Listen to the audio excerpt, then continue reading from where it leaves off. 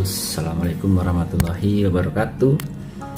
Ketemu lagi dengan saya Dr. Wahid Asmara dari Klinik Biaru Skincare di Ruang Sehat dan Cantik bersama Dr. Wahid Asmara.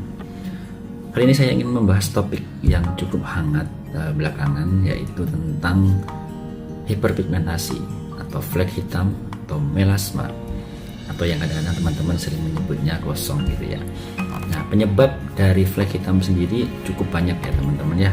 Yang paling sering yang kita alami adalah karena faktor paparan sinar matahari, faktor hormonal, faktor genetik, kurangnya perawatan, penggunaan sunscreen, juga faktor-faktor lain yang paling sering mempengaruhi, yaitu usia dan juga faktor hormonal. Pil KB misalnya, penggunaan dari kontrasepsi. Paling sering adalah faktor dari paparan sinar matahari yang seringkali memicu timbulnya flek hilang dan timbul kembali. Dalam penanganan flek hitam ada golden standard untuk mengobati flek hitam tersebut, yaitu adalah dengan penggunaan hidroquinon. Hidroquinon ini sendiri bukan merupakan senyawa atau bahan baku obat yang berbahaya. Jadi yang selama ini sering digembar-gemborkan oleh beberapa oknum seolah-olah bahwa hidroquinon itu berbahaya. Justru sebaliknya, hidroquinon merupakan golden standard dari pengobatan flek hitam atau melasma. Namun, nah ini ada garis bawah ya. Penggunaan hidroquinon ini benar-benar harus diperhatikan di bawah pengawasan dan juga persepan oleh dokter. Hidroquinon sendiri bisa digunakan dalam batas yang wajar antara 2-5%. Nah, dan penggunaannya juga tidak dalam jangka panjang, dalam artian biasanya setelah 3 bulan akan dilakukan evaluasi. Jika diperlukan bisa dilakukan penggunaan lebih lanjut, nah biasanya sampai 1 tahun dengan dosis yang lebih ringan, 2% misalnya. Nah, itu kami ambil informasi ini bukan tanpa dasar, tapi salah satunya adalah berdasarkan dari jurnal yang teman-teman bisa baca, Indian Journal of Dermatology. Dan secara mudahnya penggunaan hidroquinon, steroid, dan tretinoin dalam pengobatan sehari-hari oleh dokter itu umum sebenarnya digunakan. Namun yang terjadi adalah seolah-olah produk-produk tersebut berbahaya dan tidak boleh digunakan. Memang benar kalau digunakan secara umum oleh orang umum itu tidak diperbolehkan ya teman-teman ya. Namun secara penggunaan secara farmakologi di dunia kedokteran itu masih digunakan sebagai golden standard dalam pengobatan melasma atau flek hitam. Teman-teman juga perlu ketahui bahwasannya produk-produk yang mengandung hidroquinon, mengandung steroid, mengandung tretinoin itu bisa didapatkan di apotek.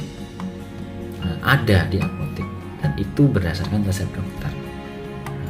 Jika bahan-bahan tersebut atau obat-obat tersebut berbahaya, tentu saja sudah tidak diperbolehkan berada di apotek teman-teman ya.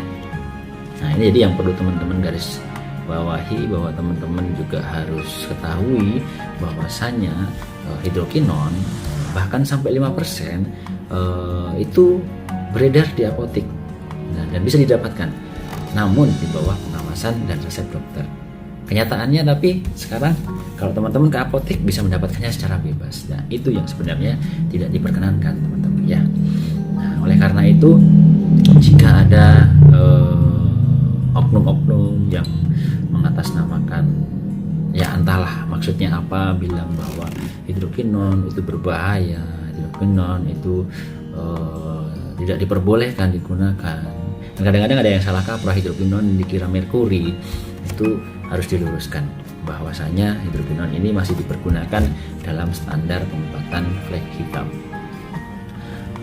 Di DRW Skincare sendiri kami menggunakan hidroquinon dalam batas wajar, dalam artian untuk kasus-kasus tertentu. Jadi selama ini jika orang datang ke DRW Skincare rata-rata itu sudah memiliki keluhan yang biasanya dengan kondisi wajah bermasalah. Jarang sekali orang datang ke DRW Skincare tanpa masalah. Jarang sekali orang datang ke beauty konsultan DRW Skincare tanpa masalah. Rata-rata yang datang pasti biasanya memiliki masalah. Baik itu flek hitam, baik itu jerawat dan bekas jerawat yang juga menimbulkan flek hitam semacam itu. Jadi mohon maaf ketika ada pasien yang barangkali sebulan, 2 bulan, 3 bulan belum sembuh, belum membaik, lantas bicara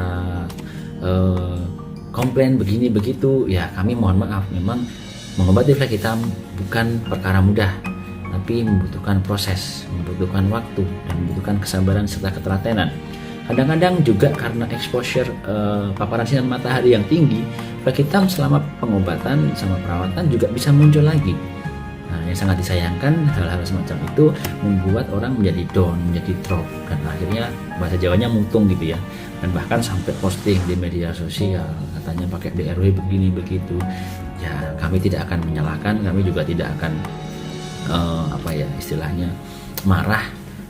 Itu adalah hak masing-masing konsumen dan pasien, dan saya pribadi menyampaikan bahwasannya flek hitam memang tidak permanen dan bisa muncul kembali teman-teman.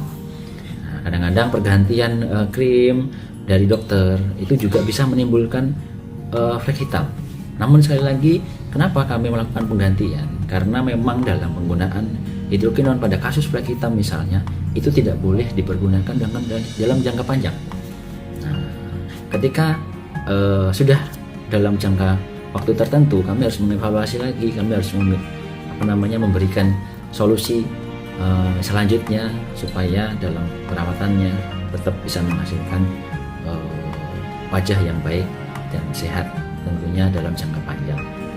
Nah, salah satunya kenapa sering ada pergantian krim itu karena memang diperuntukkan supaya kulit tetap bisa diatasi flek hitamnya dengan baik tanpa menimbulkan efek yang buruk untuk di masa mendatang. Mengenai timbulnya efek dalam penggunaan, misalnya ada rasa yang tidak nyaman, mungkin jadi gelap kembali, jadi purging, ya itu harus teman-teman pahami semua bahwa memang bisa terjadi, dan itu semua insya Allah akan bisa diatasi dengan baik ketika teman-teman tetap sabar dan telaten dalam menjalani perawatan. Dan teman-teman juga harus ketahui bahwa di DRW Skincare tidak semua kasus menggunakan sediaan hidrokinon, retinoin atau kortikosteroid ya teman-teman ya. Jadi hanya kasus-kasus tertentu, hanya kasus-kasus flek hitam yang berat. Nah, dan bahkan kasus-kasus yang flek atau melasma yang ringan kami tidak mempergunakan hidrokinon. Kasus-kasus jerawat kami tidak mempergunakan hidrokinon, hanya kasus-kasus tertentu. Nah, misalnya kasus-kasus flek hitam yang berat, yang sudah ditangani dengan segala macam produk belum membaik misalnya, bisa digunakan atau diresepkan hidrokinon. Kalau tidak, kami menggunakan sediaan-sediaan yang tentunya sudah memiliki izin notifikasi dari Badan POM teman-teman, supaya aman, supaya nyaman. Nah, pun kalau diperlukan, penggunaan hidrokinon dapat dilakukan, tentunya dengan pengawasan dokter. Begitu ya teman-teman ya. Jadi jangan salah kaprah mengenai hidrokinon, mengenai kortikosteroid, mengenai sediaan-sediaan retinoin semacam itu. Bahwasanya secara keilmuan di dunia kedokteran, sediaan-sediaan tersebut bisa dipergunakan. Ingat, hidrokinon berbeda dengan merkuri. Oleh karenanya teman-teman harus bisa membedakan antara hidrokinon dan merkuri. Oke teman-teman, itu yang bisa saya sampaikan. Kurang lebihnya mohon maaf. Assalamualaikum warahmatullahi wabarakatuh.